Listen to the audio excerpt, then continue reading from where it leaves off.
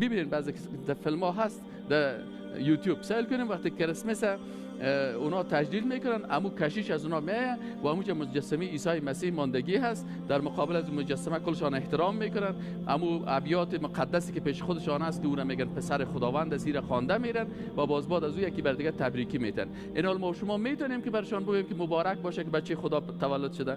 ما میره گفته نمیتونیم. اگه برش میگیم مبارک، یعنی مبارک چی معنی؟ یعنی با برکت باشه، امروز واقعا شما یک کار خوب کردین، واقعا خداوند علیاذ بالله بچه دارن و شما برای بچه خداوند امروز چیز کردین، جشن گرفتین و ما هم راضی هستیم.